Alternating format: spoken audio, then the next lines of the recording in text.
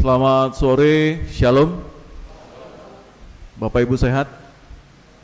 Puji Tuhan, luar biasa, amazing.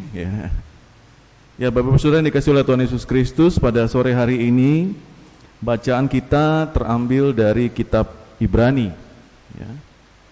Kalau kita membaca secara singkat dan kita membaca juga latar belakang dari penulisan kitab ini, maka ada beberapa hal penting yang bisa kita renungkan bersama. Surat Ibrani adalah surat yang mau menonjolkan bahwa Tuhan yang hadir ke dunia ini melalui Tuhan Yesus Kristus, Dia punya kelebihan-kelebihan dibandingkan dengan nabi-nabi yang dipertontonkan di dalam Perjanjian Lama. Kitab ini ditulis oleh Paulus dengan beberapa tujuan penting. Kalau Paulus sudah menulis surat, baik surat gembala ataupun surat yang lainnya, kebanyakan ada beberapa persoalan di dalam jemaat. Ya. Kalau kita membaca surat Korintus, surat Roma, surat yang lain, kita menemukan ada beberapa persoalan di dalam jemaat itu. Nah, surat Ibrani ini ternyata juga mengandung unsur surat yang mau menguatkan kepada jemaat. Apa yang terjadi di sana? Nah, surat ini ditujukan kepada jemaat yang berlatar belakang Yahudi. Jadi jemaat ini adalah orang-orang yang percaya kepada Kristus, tetapi latar belakang mereka adalah mereka dulunya adalah orang-orang Yahudi. Mereka berada di dalam perantauan, ya. Mereka jauh dari asal mereka, dan sekarang mereka hidup di dalam hidup yang teraniaya. Mereka hidup punya pergumulan, punya persoalan.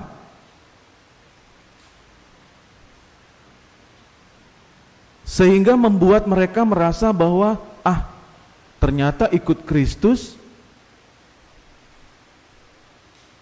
punya persoalan banyak. Ternyata kami memilih ikut Kristus, banyak persoalan. Sehingga banyak kelompok-kelompok tertentu mau kembali lagi ke kehidupan lama mereka, yaitu Yudaisme.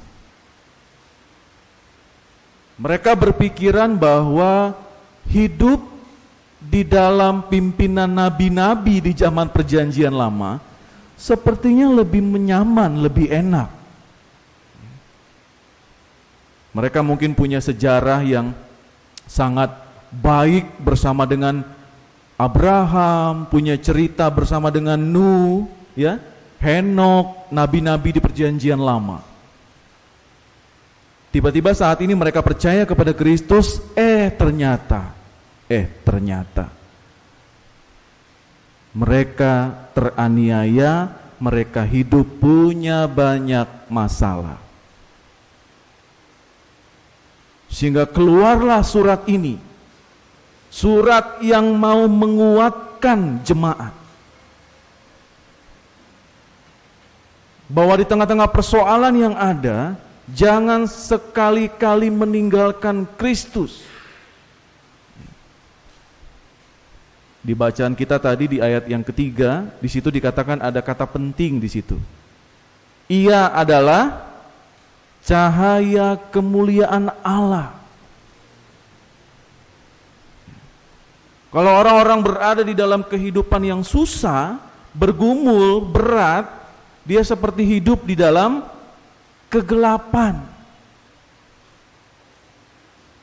Kalau kita lagi punya persoalan yang berat, Bapak Ibu ya, kita susah loh, susah cari solusi gitu.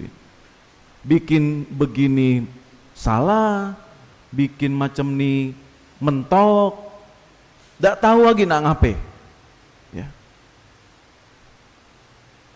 Nak beli barang nih ndak di duit. Nak bayar tuh lah ada pacak ngutang lagi. Bayar cicilan gaji lah habis, ya. Apalagi kalau lah persoalan hepeng, aduh, kepala jadi kaki, kaki jadi kepala. Apalagi zaman masa pandemi seperti ini, apa-apa susah, Pak.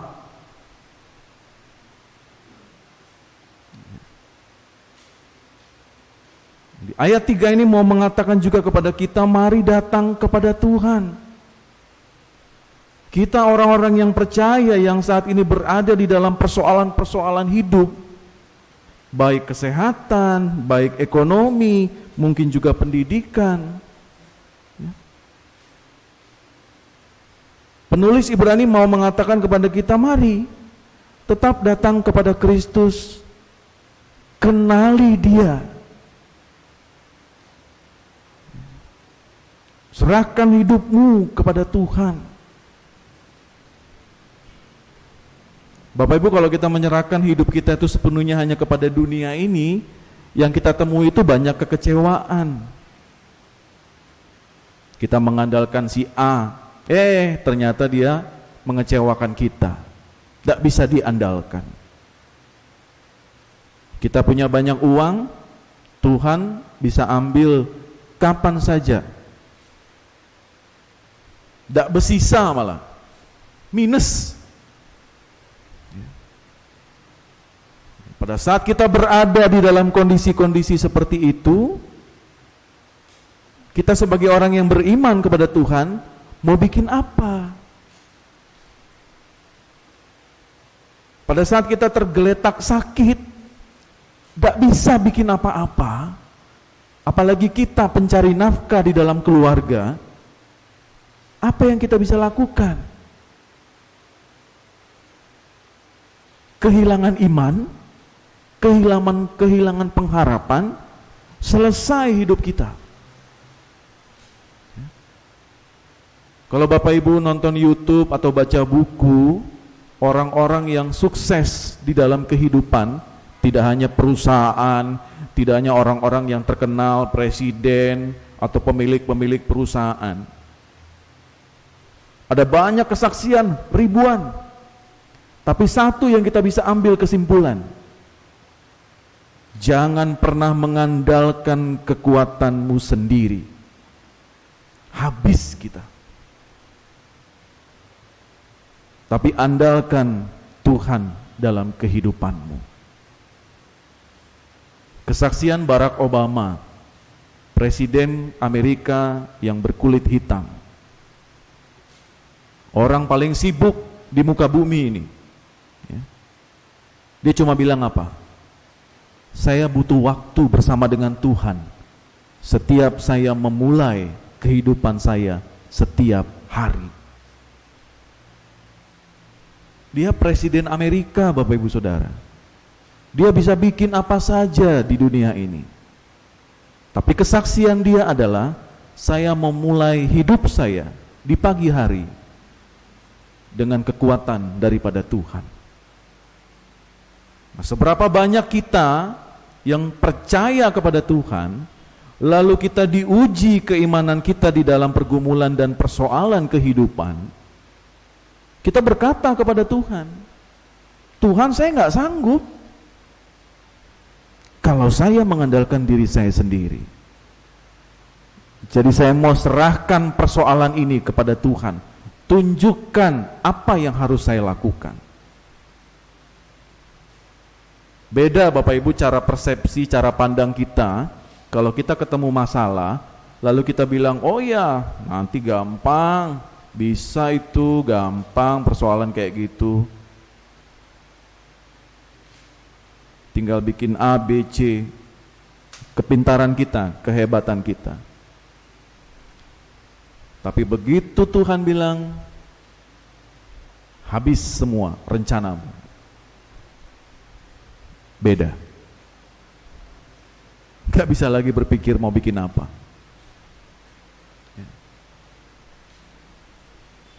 Salah satu contoh terbesar yang mungkin Bapak Ibu pernah rasakan dan pernah alami pada saat kita kehilangan orang-orang yang kita paling kasihi, yang paling kita cintai.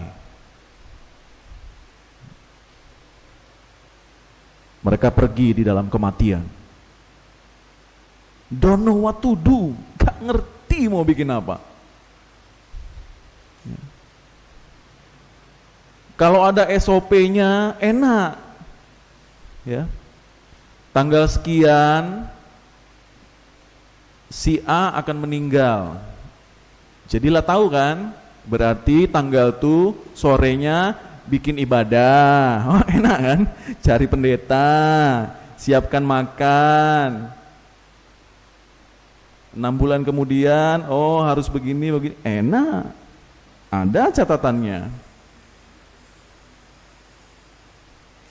Kematian adalah peristiwa kehidupan yang tidak pernah bisa kita persiapkan secara pikiran manusiawi.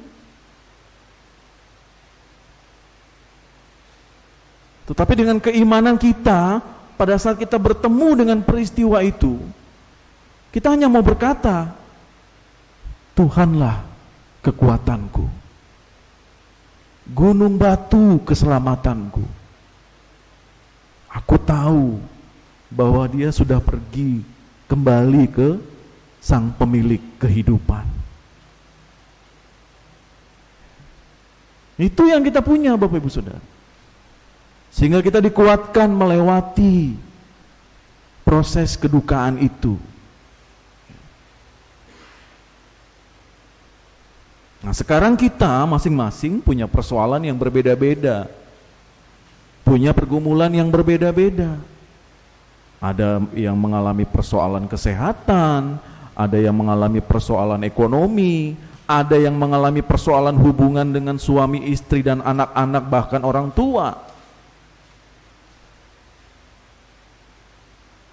Dengan semua persoalan yang ada, satu catatannya. Apakah engkau tetap datang kepada Tuhan? Apakah engkau akan tetap meminta kekuatan kepada Tuhan? Analogi kita memahami sebuah persoalan adalah analogi seperti kita tidak bisa menghentikan hujan di tengah dunia ini. Bapak Ibu bisa hentikan hujan? Bukan, Pak Pendeta, nggak bisa lah, bukan pawang hujan. Nggak bisa kita Bapak Ibu. Kita nggak bisa menghentikan semua peristiwa, semua pergumulan yang ada di dunia ini, nggak bisa. Sama seperti kita tidak bisa menghentikan hujan. Tetapi yang kita bisa lakukan adalah kita mengambil payung, lalu kita berjalan di dalam hujan itu. Kita masih tetap beraktivitas, dan kita masih tetap berjalan. Pergumulan itu akan tetap ada, gak akan pernah habis-habisnya.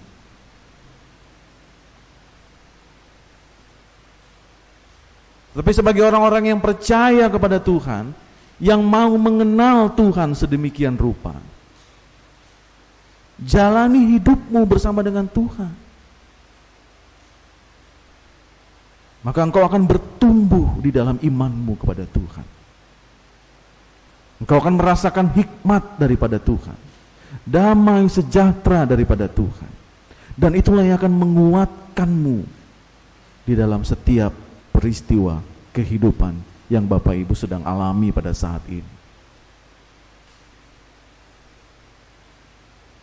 Kitab ini punya banyak cerita, ya, ribuan kesaksian orang-orang percaya. Dan orang-orang percaya ini, Bapak Ibu Saudara, mengalami penderitaan, mengalami penganiayaan, mengalami kesulitan.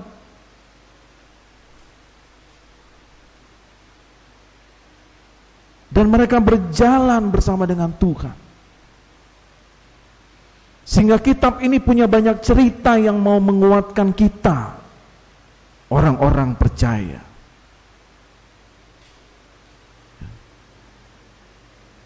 Sehingga dikatakan bahwa Yesus adalah cahaya kemuliaan Allah. Maka kita harus bisa mengimani setiap firman Tuhan yang kita dengarkan. Mengimani itu tidak bisa hanya mendengarkan, tetapi juga melakukan di dalam kehidupanmu sebagai orang-orang yang percaya kepada Tuhan. Maka pada saat kita jatuh di dalam titik yang paling bawah, disitulah kita merasakan bahwa tangan Tuhan memberikan kekuatan kepada kita semua.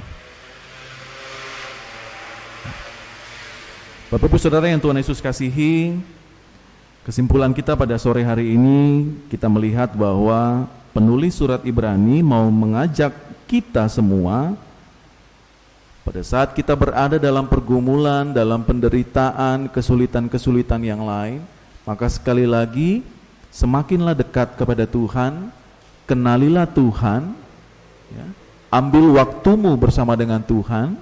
Di masa-masa pandemi seperti ini kita punya banyak waktu bersama dengan Tuhan. Dengan demikian kita akan mengalami banyak sentuhan-sentuhan Tuhan melalui peristiwa-peristiwa kehidupan. Salah satunya pandemi ini kalau saya mau bilang. Seberapa banyak dari kita hidup yang tidak hidup bersih, ya? Kalau mau makan harus cuci tangan, kalau pulang ke rumah harus cuci tangan, mau sentuh apa-apa cuci tangan. Sampai di satu internet, satu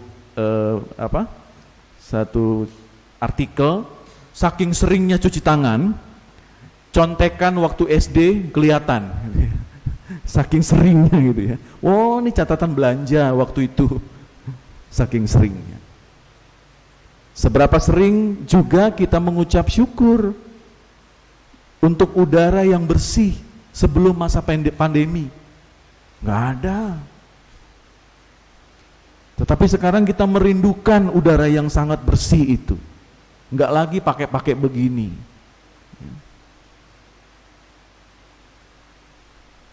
Sehingga masa-masa sulit seperti ini pun kita masih bisa melihat kasih karunia Tuhan itu nyata dalam kehidupan kita. Oh iya ya, ternyata sebelum masa pandemi itu Tuhan betul-betul menjaga kita sedemikian rupa dan memberkati kita sedemikian rupa. Tetapi bukan berarti pada saat pandemi ini Tuhan tidak memberkati kita lagi. Kita harus bisa mengambil hikmahnya, Bapak Ibu Saudara. Ini juga menjadi pergumulan kita bersama.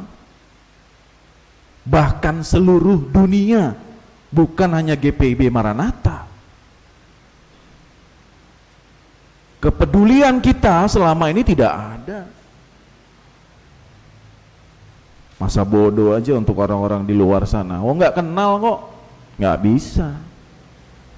Masker yang kamu pakai, yang saya pakai, yang Bapak Ibu Saudara pakai, itu bisa melindungi orang-orang yang ada di ujung Pulau Bangka ini. Kenapa? Ya pada saat kita beraktivitas, kita nggak tahu kita pembawa atau dia yang bawa.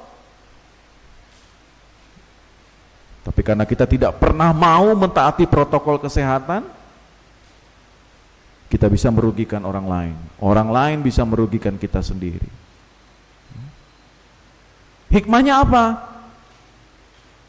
Kita menghargai kehidupan yang Tuhan berikan kepada kita sampai hari ini. Maka lakukanlah yang terbaik di dalam setiap aktivitas kehidupan Bapak Ibu Saudara. Jadilah saluran berkat bagi banyak orang. Dan itulah yang ingin diajak juga kepada kita pada sore hari ini Bapak Ibu Saudara. Di dalam setiap pergumulan dan penderitaan, tetaplah setia kepada Tuhan. Mintalah kekuatan daripadanya. Maka akan merasakan kehidupan yang sebenarnya di dalam Tuhan Yesus Kristus kita. Amin. Tuhan Yesus memberkati.